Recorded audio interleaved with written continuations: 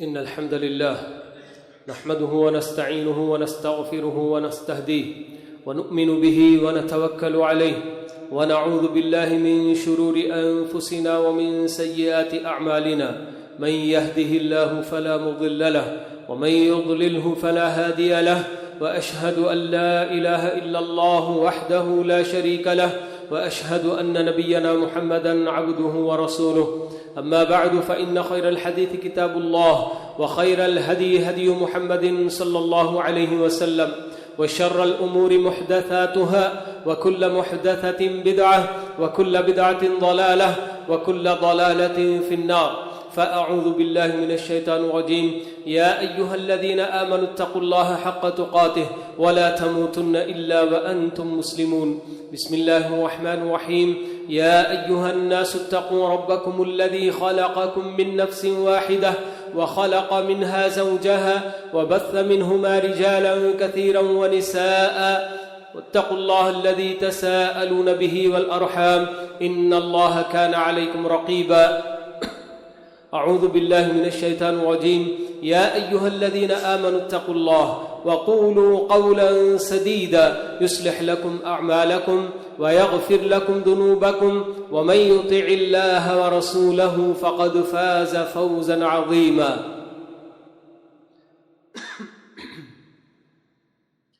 معزز حاضرین جمعہ، میں نے اپنے پچھلے خطبے میں بدعات اور ان کے نقصانات اور برے اثرات کے تعلق سے باتیں بتانی شروع کی تھیں، تو پچھلے خطبے میں صرف بدعات ان کا تعارف ہوا تھا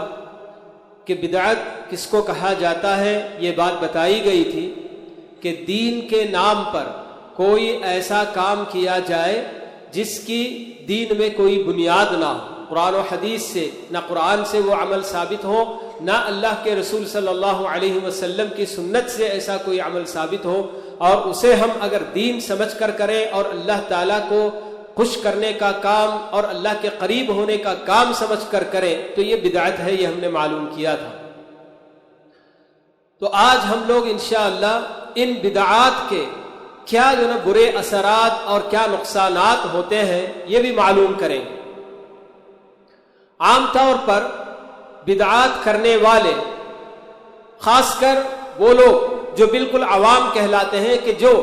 دین کی معلومات زیادہ رکھتے نہیں ہیں، عام طور پر ان کی نظر اس عمل کے کرنے والوں کی تعداد پر ہوتی ہے کہ کتنے لوگ یہ عمل کرتے ہیں، کہ جب اتنے سارے لوگ کر رہے ہیں تو یہ صحیح ہی ہوگا، یہ سمجھ کر کرنے لگ جاتے ہیں بہت سارے لوگ۔ حالانکہ دنیا کا کوئی بھی کام بہت سارے لوگ وہ کر رہے ہوں گے، مگر اس کام کا میں اگر وہ کام انجام دوں تو اس میں میرا نقصان ہے، وہ میرے لیے مناسب نہیں ہے، تو میں وہاں پھونک پھونک کر قدم رکھتا ہوں اور یہ دیکھتا ہوں کہ میں اگر کچھ بھی چھوٹا سا انویسٹ بھی کرنا چاہتا ہوں تو کس آدمی کے پاس میں کر رہا ہوں، آدمی امانت دار ہے نہیں ہے، اور جس میں لگا رہا ہوں کاروبار کیا واقعی ہے فائدہ کا کاروبار ہے کہ نہیں، یہ ساری چیزیں میں دیکھتا ہوں، کیونکہ میں دنیا کے اعتبار سے اپنا نقصان برداشت نہیں کرنا چاہتا ہوں، لیکن دین کے معاملے میں صرف یہ دیکھتا ہوں کہ یہ کرنے والے کتنے لوگ ہیں، اتنے سارے لوگ کر رہے ہیں تو اس کا مطلب یہ کہ یہ تو صحیح ہوگا ہی، یہ سمجھ کر کرتے چلے جاتے ہیں۔ تو یہ جو بدعات ہوتے ہیں ان کے بہت بڑے بڑے نقصانات، ایک تو خود بدعت کرنے والوں کے حق میں اور پورے معاشرے اور پوری امت کے حق میں ان بدعات کے کیا کیا نقصانات ہیں، آئیے ہم معلوم کرتے ہیں۔ ویسے میں نے پچھلے خطبے میں ہلکا سا اشارہ یہ بھی کیا تھا کہ جو بھی آدمی بدعات ایجاد کرتا ہے، بدعت کرتا ہے، اس کا یہ عقیدہ بنتا ہے، اگرچہ کہ وہ اپنی زبان سے نہ ادا کرے لیکن اس کے عمل سے وہ گویا اس عقیدے کا قائل ہوتا ہے کہ اللہ رب العالمین کا علم بھی ناقص ہے، کیونکہ ہم نے یہ بات تو طے کی ہے، معلوم کی ہے کہ اللہ تعالیٰ نے جس طرح سے ہمیں دین پر عمل کرنے کا حکم دیا ہے، جو طریقہ اس نے متعین کیا ہے، صرف اسی طریقے پر عمل ہو سکتا ہے، اسے چھوڑ کر ہم اپنے طور سے کچھ بھی کریں گے تو اس کا مطلب یہ کہ یہ بھی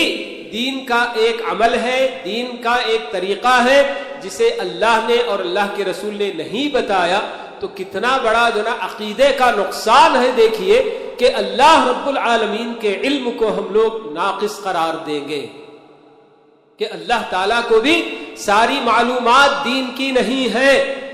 ہم نے ابھی جو کام ایجاد کیا ہے دین کے نام پر، یہ بھی دین ہے، مگر اللہ کو خود نہیں معلوم۔ اتنی بڑی بات جو نا عقیدے کی، اتنا بڑا جو نا بد عقیدہ اس میں جو نا داخل ہوتا ہے۔ اور دوسری طرف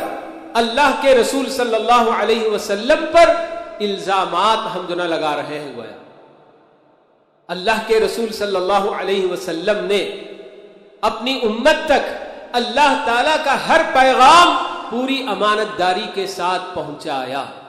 کسی چیز میں آپ نے کوئی کوتاہی نہیں کی۔ خود آپ نے یہ بات بتا دی کہ ہر نبی کی یہ ذمہ داری ہوتی ہے کہ وہ اپنی امت کو ہر خیر کے بارے میں بتا دے اور ہر شر کے بارے میں ان کو خبردار کر دے۔ تو لوگوں،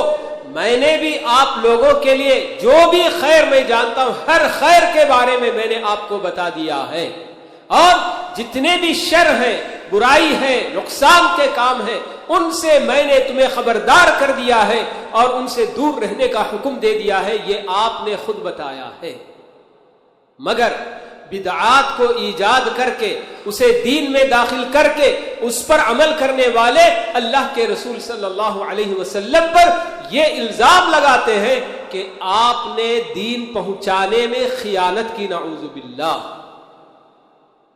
کہ یہ عمل بھی تو دین کا ہے جسے ہم نے ایجاد کیا ہے، جسے ہم دین سمجھ کر کر رہے ہیں، اور اللہ کے رسول نے اسے نہیں بتایا، تو مطلب یہ کہ آپ ہم تک دین پہنچانے میں خیانت کیے۔ پیارے رسول صلی اللہ علیہ وسلم یہ بھی بتاتے ہیں کہ خیر القرون قرنی، کہ زمانے میں سب سے بہترین زمانہ اور سب سے بہترین لوگ وہ ہیں جس میں میں ہوں، میرا اپنا یہ جو زمانہ ہے۔ تو آپ اور آپ کے صحابہ کو آپ نے بتا دیا کہ یہ سب سے بہترین، امت کے سب سے بہترین لوگ۔ اب جتنے بھی لوگ بدعات ایجاد کرتے ہیں اور یہ دعویٰ کرتے ہیں کہ یہ بھی دین کا ایک عمل ہے، دین کا ایک طریقہ ہے، تو اللہ کے رسول صلی اللہ علیہ وسلم کے اس فرمان میں آپ کو ہم جھوٹا گویا قرار دے رہے ہیں۔ خیر کب ہو سکتا ہے؟ سب سے بہترین کون ہو سکتا ہے؟ جسے پورا دین معلوم ہو اور دین کے ہر کام کو اس نے اپنایا ہو، تو تبھی وہ خیر ہو سکتا ہے، سب سے بہتر ہو سکتا ہے۔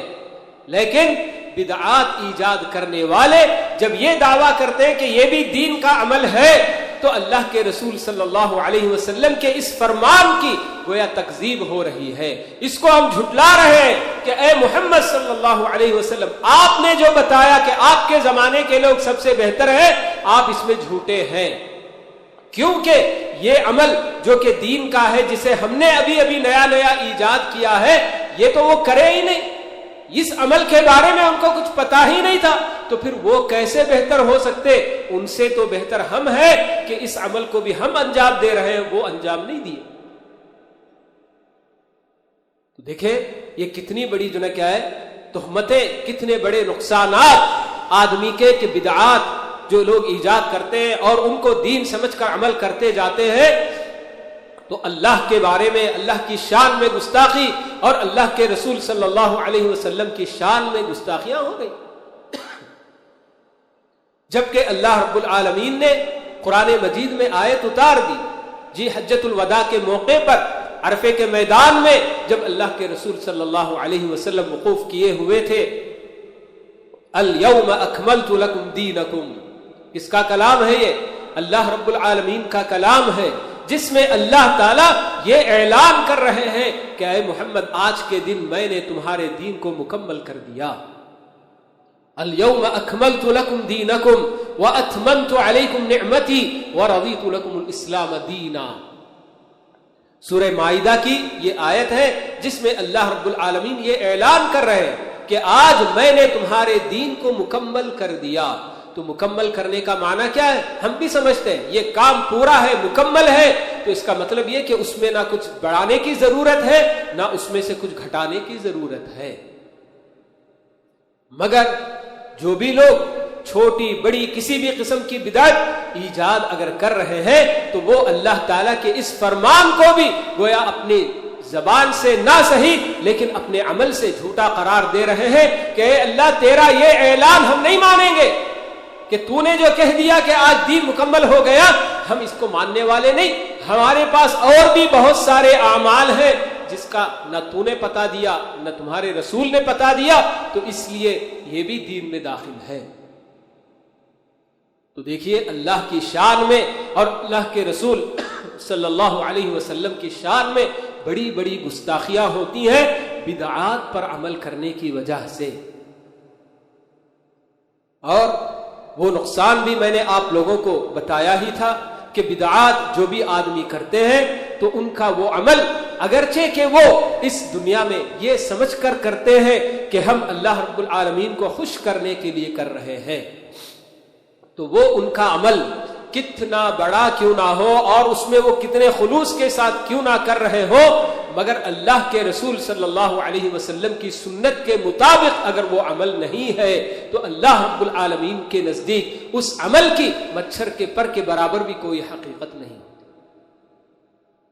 اللہ تعالیٰ یہی چاہتے ہیں کہ عمل دین کے نام پر ہو تو اللہ اور اللہ کے رسول نے جیسا بتایا ہے اسی طریقے پر ہو. لوگ بہت سارے بدعات کرنے والے جب ان سے بدعات کرنے سے باز آنے کی کہا جاتا ہے، ان کو رکنے کے لیے کہا جاتا ہے تو کہتے ہیں کہ یہ تو اچھا عمل ہے، اچھا عمل کرنے سے آپ کیوں ہمیں روک رہے ہیں؟ بھئی اچھا عمل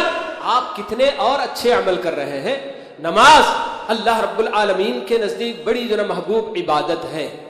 اور سجدے کی حالت میں بندہ اپنے رب سے سب سے قریب ہوا کرتا ہے. جب یہ کہا جائے اچھا بھائی جب اچھا عمل ہے تو پھر کیوں نہ ہم لوگ ایک زمانے سے ایک رکعت میں 2 ہی سجدہ کرتے آ رہے ہیں، اچھا عمل ہے 3 سجدہ کرنے میں کیا حرج ہے؟ تو کیا جواب آتا ہے؟ نہیں، یہ وہ طریقہ ہے جو اللہ کے رسول صلی اللہ علیہ وسلم نے ہمیں بتایا. تو یہی تو ہم ہر معاملے میں کہتے ہیں کہ دین کے نام پر ہر کام جو اللہ کے رسول صلی اللہ علیہ وسلم نے جیسے بتایا ہے اسی طریقے پر کرنا ہے، اسے ہٹ کر اس سے ہٹ کر ہمیں کرنے کی اجازت نہیں ہے. ہر عمل جس میں اگر آپ کو اچھا ہی لگ رہا ہے تو اس اچھے عمل میں آپ اضافہ کیوں نہیں کر لیتے؟ تو یہ کہا جاتا ہے کہ نہیں، یہ وہ عمل ہے جس کو ہم کو ایک طریقہ بتایا گیا اسی طریقے پر ہمیں انجام دینا ہے. تو پورا دین ہمیں اسی طریقے سے بتایا گیا ہے کہ ہر عمل، دین کا ہر عمل ہمیں جس طریقے پر بتایا گیا اسی طریقے پر انجام دینے کی ضرورت ہے. اس میں کسی طرح کی کوئی نئی ایجاد اگر ہم کریں گے، اللہ کے رسول صلی اللہ علیہ وسلم نے صاف صاف بتا دیا کہ وَشَرَّ الْأُمُورِ مُحْدَثَاتُهَا، کہ معاملات میں سب سے بدترین معاملات دین میں وہ ہوتے ہیں جو دین میں نئی نئی ایجادیں کی گئی ہوں. اور یہ بھی آپ نے بتا دیا وَكُلَّ مُحْدَثَةٍ بِدْعَةٍ وَكُلَّ بِدْعَةٍ ضَلَالَةٍ وَكُلَّ ضَلَالَةٍ فِي النَّارِ. ہر نیا کام بدعت ہے اور ہر بدعت گمراہی ہے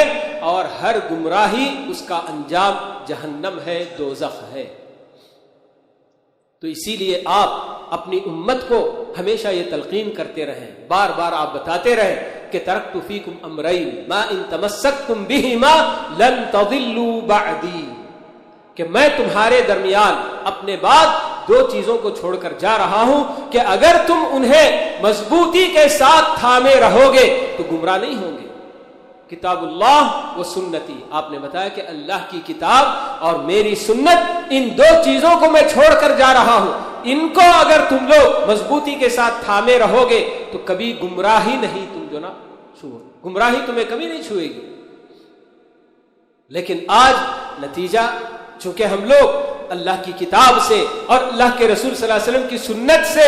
بہت کوسوں دور ہو جاتے ہیں، جس کے نتیجے میں شیطان ہم پر حاوی ہوتا ہے اور ہم سے ایسے ایسے کام کراتا ہے دین کے نام پر کہ ہم تو اپنی جگہ پر خوش ہوتے ہیں کہ ہم نے دین کے لیے یہ کام کر لیا، جبکہ اللہ رب العالمین کے پاس ہمارے اپنے کھاتے میں، ہمارے اپنے دفتر میں، ہمارے اپنے رجسٹر میں کوئی چیز نہیں لکھی جائے گی. تو اسی لیے اللہ رب العالمین نے قرآن مجید میں صاف یہ بات بتا دی کہ قل هل ننبئكم بالاخسرین اعمالا الذین ضل سعیهم فی الحیاۃ الدنیا وهم یحسبون انهم یحسنون صنعا،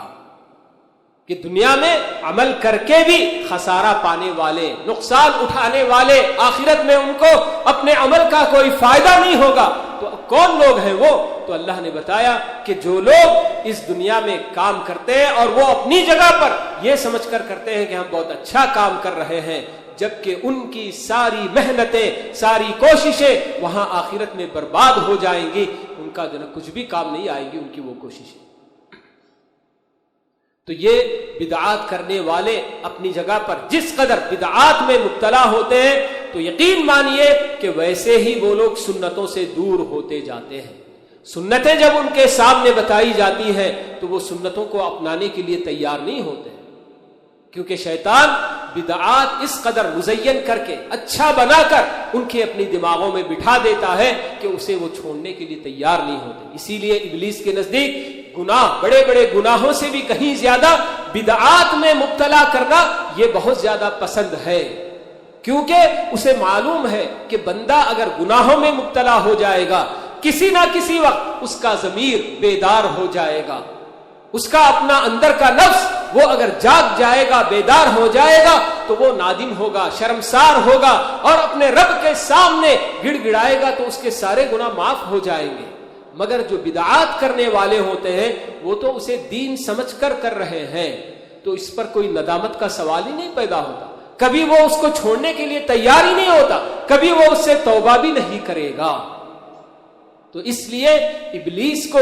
بڑے بڑے گناہوں میں بندوں کو مبتلا کرنے سے بھی زیادہ یہ پسند ہے کہ ان کو بدعات میں مبتلا کرے۔ تو بدعات کا اور بھی بڑا نقصان جو اس دنیا میں پوری امت کو جو ہوتا ہے تو امت کے اندر اختلافات ہیں۔ آپ دیکھ لیجئے بدعات، جو لوگ اس کے خواہش مند ہوتے ہیں، جو منانے والے ہوتے ہیں، بہت ساری بدعتیں، تو ان سب کے لیے جو لوگ جن کو جب بتایا جاتا ہے کہ بھئی یہ سب بدعات دین میں اس کا کوئی تعلق نہیں، پہلی فرصت میں اپنا ایک مجمع الگ کرتے ہیں کہ ہمارا آپ سے کوئی تعلق نہیں، آپ کو نہیں مال نہیں کرنا مت کیجئے، لیکن ہم تو یہ کر کے رہیں گے، اور وہیں سے پھوٹ پڑتی ہے اور امت کے اندر یہ اختلاف ہوتا ہے۔ اور اسی طرح ہر طرح کی بدعات، چاہے وہ برے عقائد ہوں یا بدعات، ان سب کا یہ بہت بڑا نقصان یہ ہے کہ امت کے اندر اختلاف، امت ٹکڑیوں میں بٹ جاتی ہے، یہ کرنے والے اپنا الگ، وہ کرنے والے ان کا الگ، یہ کرنے والے الگ۔ ایک ہی بدعت کے اندر کتنے گروہ اور کتنے فرقے نہیں ہو جاتے ہیں صاحب، کہ آج کل دیکھیے ایک زمانے تک لوگ میلاد نبی کے نام سے بس بدعت مناتے تھے، ایسے ہی جلسے جلوس یہ سب، لیکن ماضی قریب میں 4-5 سال پہلے یہ بھی لوگوں نے ایجاد کر لیا کہ یہ بھی ایک عید ہے، عید میلاد۔ تو جس طرح سے عید الفطر کی 2 نماز پڑھی جاتی ہے، عید الاضحیٰ کی 2 نماز پڑھی جاتی ہے، ویسے ہی عید میلاد کی بھی 2 رکعت نماز پڑھنی چاہیے۔ اب اس میں کچھ لوگ پڑھنے والے اور کچھ لوگ نہیں پڑھنے والے، تو ان کے درمیان پھوٹ۔ بہرحال بدعات یہ ایسی ہی چیز ہے کہ امت کے اندر اس میں اختلافات اور تفریقہ پیدا کرنے والی چیز، ایک چیز جس پر کہ ساری امت جمع ہو سکتی ہے، جس پر اللہ کے رسول صلی اللہ علیہ وسلم نے بھی زور دیا اور اللہ تعالیٰ نے صاف صاف ہمیں بتا دیا، وَاعْتَصِمُوا بِحَبْلِ اللَّهِ جَمِيعًا وَلَا تَفَرَّقُوا، کہ اللہ کی رسی کو مضبوطی کے ساتھ تھام لو۔ کون سی چیز ہے اللہ کی رسی؟ اللہ کا کتاب ہے، اللہ کی کتاب قرآن۔ تو اللہ تعالیٰ نے کہا کہ اس کو تم اگر مضبوطی کے ساتھ تھام لوگے تو تم تفریقہ میں نہیں پڑو گے، تم آپس کے اختلافات میں نہیں پڑو گے۔ اسی لیے دوسری جگہ اللہ تعالیٰ نے یہ بھی بتا دیا کہ وَأَنَّ هَذَا صِرَاطِي مُسْتَقِيمًا فَاتَّبِعُوهُ وَلَا تَتَّبِعُوا السُّبُلَ فَتَفَرَّقَ بِكُمْ عَنْ سَبِيلِهِ۔ اے نبی آپ لوگوں سے کہہ دیجئے کہ یہ جو میرا راستہ ہے اکیلا ایک راستہ سیدھا، وَأَنَّ هَذَا صِرَاطِي مُسْتَقِيمًا فَاتَّبِعُوهُ، کہ میرا یہ راستہ بالکل سیدھا راستہ ہے، اسی پر تم چلتے چلے جاؤ، اسی کی پیروی کرتے چلے جاؤ۔ وَلَا تَتَّبِعُوا السُّبُلَ فَتَفَرَّقَ بِكُمْ عَنْ سَبِيلِهِ، اور اس کے دائیں بائیں جو مختلف راستے ہیں ان راستوں میں نہ پڑو کہ ان میں اگر تم پڑو گے تو تم تفریقے کا شکار ہو جاؤ گے، اختلافات کا شکار ہو جاؤ گے۔ تو پیارے نبی صلی اللہ علیہ وسلم نے ہمیں خبردار کر دیا، ہمیں ہر خیر آپ نے بتا دیا اور ہر شر سے آپ نے ہمیں تنبیہ کر دی اور اس سے جو ہمیں منع کر دیا، باز آنے کا حکم دے دیا۔ تو اب اس کے بعد دین کے اندر کسی بھی نئی چیز کے اضافے کی کوئی گنجائش نہیں رہ جاتی ہے۔ بدعات کرنے والے انہی لوگوں کے لیے پیارے رسول صلی اللہ علیہ وسلم نے یہ بھی بات بتا دی، صحیح بخاری اور مسلم کی حدیث کہ اللہ کے رسول صلی اللہ علیہ وسلم نے بتایا کہ حوض کوثر پر آپ جہاں موجود ہوں گے، جس سے بندہ ایک مرتبہ اگر جناب پانی پی لے، پیارے رسول صلی اللہ علیہ وسلم کے دست مبارک سے اگر پانی پی لے تو پھر اس کے بعد کبھی وہ پیاسا نہیں ہو سکتا۔ ایسے حوض پر جب آپ کی امت کے ان لوگوں کو لایا جائے گا جو بدعات میں مبتلا تھے تو ان کو کنارے کیا جائے گا، فرشتے انہیں آپ کے حوض پر آنے نہیں دیں گے۔ اللہ کے رسول صلی اللہ علیہ وسلم بتائیں گے یہ تو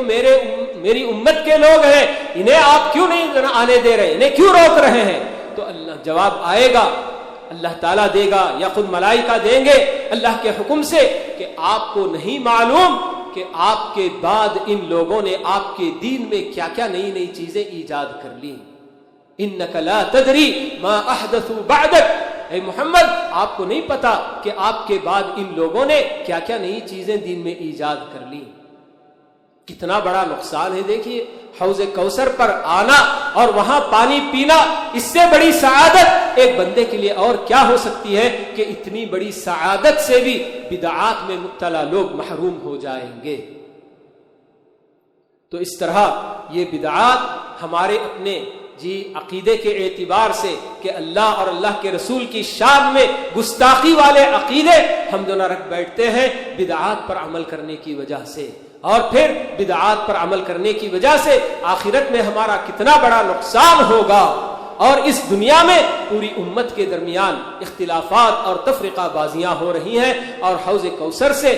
پانی تک جنا نصیب نہیں ہوگا۔ تو ایسے بڑے بڑے نقصانات ان بدعات کی وجہ سے ہوتے ہیں، جس کی وجہ سے پیارے رسول صلی اللہ علیہ وسلم نے ہمیشہ اپنی امت کو خبردار کیا ہے کہ دین میں کسی بھی نئی چیز کی ایجاد سے ہمیشہ بچے رہو۔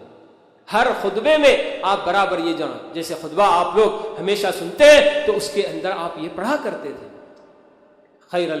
الکلام کلام اللہ وخیر الہدی ہدی محمد صلی اللہ علیہ وسلم وشر الامور محدثاتها وکل محدثۃ بدعہ وکل بدعۃ ضلالہ وکل ضلالۃ فی النار۔ تو اللہ رب العالمین نے ہمیں